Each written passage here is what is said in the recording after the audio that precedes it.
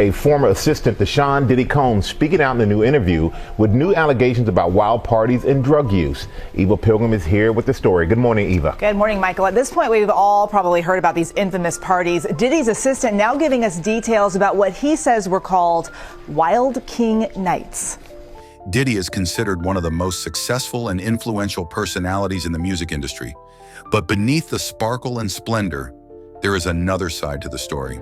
A side that has lately been unveiled by one of his closest confidants. The end of the docuseries, The Fall of Diddy, involves a bombshell disclosure from Sean Diddy Combs' former assistant, Philip Pines. For the first time, Pines relates his unnerving experiences, including claims of coercion, assault, and scary loyalty tests. This shocking revelation is sure to make people doubt everything about Diddy. This morning, new details allegedly inside Diddy's world before his shocking arrest. The entertainment mogul now behind bars for federal sex trafficking and racketeering charges. The last episode of the documentary features Pines offering an emotional account of the true nature of events at Diddy's purportedly infamous parties, gatherings that are now dubbed freak-offs. Pines states that these wild parties were driven by drugs and alcohol, characterized by an anything-goes atmosphere, where power dynamics were exploited for Diddy's amusement. Pines alleges that on one of those nights, his ex-boss, under the influence and entangled in the tumult of the party, insisted that Pines demonstrate his loyalty. Diddy, who allegedly called himself a king, purportedly instructed Pines to perform a sexual act with a woman present at the event. The ex-assistant recounts the frightful instant he received a condom and was shoved in the direction of a guest who was not aware of what was happening. He felt like he was in a trap, so he complied for a short time. When Diddy turned his face away, he took the chance to flee. It was a circus. He did whatever he wanted, and we were just at his disposal. Pines stated that these unsettling encounters were not one-off events. He claims that his job included the responsibility of preparing private rooms in hotels or Diddy's extravagant properties for events referred to internally as Wild King Nights. It is said that these events necessitated careful planning, involving a laundry list of items such as ketamine, marijuana, baby oil, hallucinogenic mushrooms, male libido enhancers, and the lubricant Astroglide. In addition to preparation, Pines recounts the bleak consequences of these nights, detailing his frequent role in emergency cleanup efforts. The sights he came across were truly dreadful. Furniture with stains, broken glass, and floors inundated with baby oil, resulting in a smooth and perilous setting. One of the most mentally and emotionally draining aspects of his job was scrubbing away the evidence of these events. A lot of times you have him with a younger female, and there's a power dynamic there. A more impressionable girl is easier to reel in. Consent is between the people that are engaging, and I wasn't there in these situations to understand the consent. Pines, who was employed by Diddy from 2019 to 2021, has subsequently launched a lawsuit against his former boss, alleging sexual harassment and trafficking. He characterizes his experience of working for the rapper as profoundly traumatic, saying, "My life changed, and I've never really recovered from it." Reflecting on the day's events, Pines remembered that his boss had been drinking throughout the day while he was instructed to get ready for the next phase of the party, which would include even more alcohol and drugs. "I had a shot drink with them. That was how he ensured you felt at ease," Pines started. "I recall listening to the phrase, 'Demonstrate your allegiance to me, your king.'"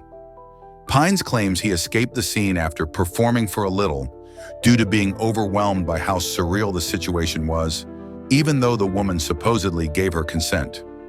Pines, in a state of helplessness, was at a loss regarding how to act in the situation at hand.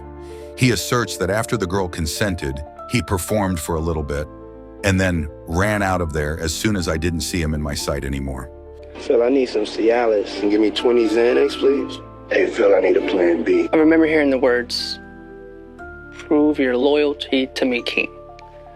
He grabbed me by the shoulders, pushed me to a girl that was on the couch. He began to massage my shoulders, applying just the right amount of pressure, as though he were a coach preparing a player for an important game. A sense of urgency filled the air. Then, with a knowing look, he handed me a condom, a small yet significant gesture that underscored the moment. He pointed towards a girl lounging on the couch, a visitor amidst our gathering, and with a firm push, he encouraged me to approach her, leaving me both nervous and exhilarated. The atmosphere was charged as if something pivotal was about to unfold. In the moment, it just felt like, what?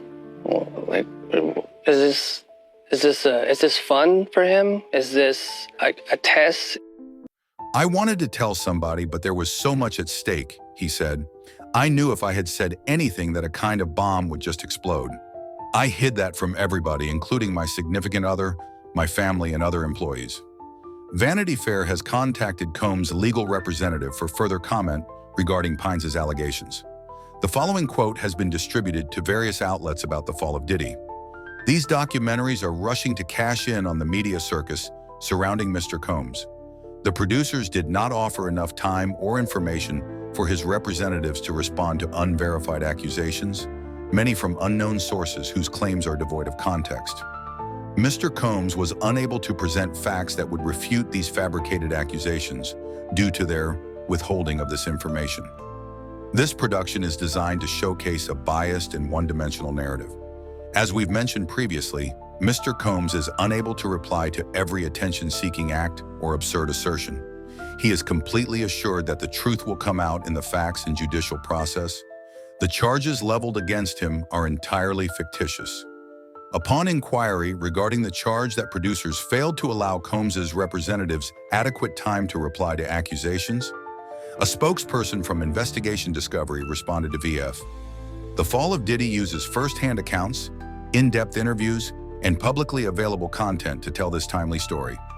Diddy has pleaded not guilty to all charges.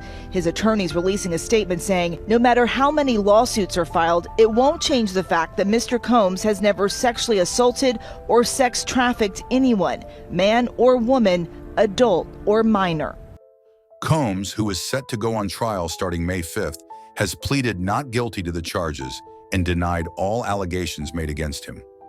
Mr. Combs is completely confident in the facts and the integrity of the judicial process. The claims against Mr. Combs are entirely fabricated, his legal representative stated regarding the allegations featured in the documentary currently available on Max and Discovery. Diddy could face life imprisonment if found guilty of racketeering. Additionally, he is dealing with numerous civil lawsuits, including allegations from several women who claim they were drugged and assaulted. Attorney Tony Busby, representing multiple alleged victims, has indicated that the number of lawsuits against the rapper could reach as high as 300. What do you think about Pine's story?